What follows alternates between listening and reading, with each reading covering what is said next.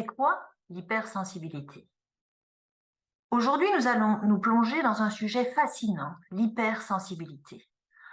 Beaucoup de gens l'associent encore trop souvent à un simple trait de caractère ou à une faiblesse psychologique, voire même parfois à une maladie proche de la psychiatrie. Mais il n'en est rien. L'hypersensibilité découle en fait d'un fonctionnement cérébral atypique et plus précisément d'un réseau neuronal très actif et réactif dans l'hémisphère droit qui gère en fait le sensoriel et l'émotionnel. Les cerveaux des personnes hypersensibles ne sont donc pas différents, ils fonctionnent juste différemment. C'est une question de quantité, pas de qualité. Être hypersensible présente de grandes forces. En effet, le cerveau hypersensible bénéficie d'une vitesse de traitement accrue, ce qui lui permet de détecter plus rapidement les informations émotionnelles et sensorielles. La personne s'est ainsi capable de ressentir plus vite les ambiances, de décoder le langage non verbal et de comprendre intuitivement les autres. Mais différents sens seront aussi exacerbés selon le profil individuel. Parfois c'est la vue, l'audition, l'olfactif, le tactile.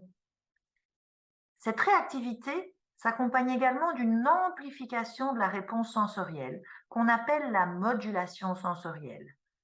Cela signifie que la personne hypersensible va ressentir de manière plus intense tout ce qui est émotion et sensation. Mais toute force a évidemment un revers de la médaille et également des faiblesses. Un cerveau qui perçoit davantage d'informations court en effet un risque plus élevé d'être débordé dans la gestion de tout ce qu'il perçoit. Et au niveau du traitement, la personne hypersensible pourra avoir des difficultés à moduler l'intensité de ses sensations. Elle pourra se faire manger par son ressenti dans une vague émotionnelle, sensorielle, parfois difficile à gérer. C'est ce que moi j'appelle les débordements. Il est donc essentiel que la personne hypersensible dispose d'une boîte à outils mécanique pour reprendre plus vite le contrôle sur le moment quand elle déborde. Enfin, dernier point essentiel à comprendre, c'est que le cerveau hypersensible a besoin d'un moteur spécifique, le système nerveux, qui est en ébullition constante chez ce type d'individu. Mais pour maintenir cette intensité et en continu, le cerveau a besoin d'un carburant adéquat.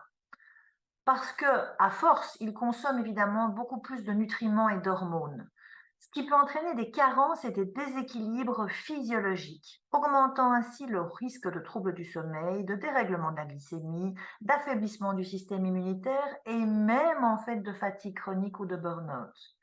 L'hypersensibilité est donc aussi physiologique et il importe de gérer préventivement les ressources pour également prévenir les débordements.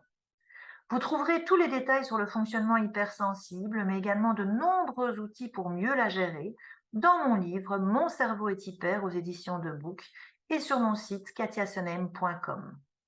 N'oubliez pas de vous abonner à ma chaîne pour plus de conseils et d'astuces. Prenez bien soin de vous. À bientôt!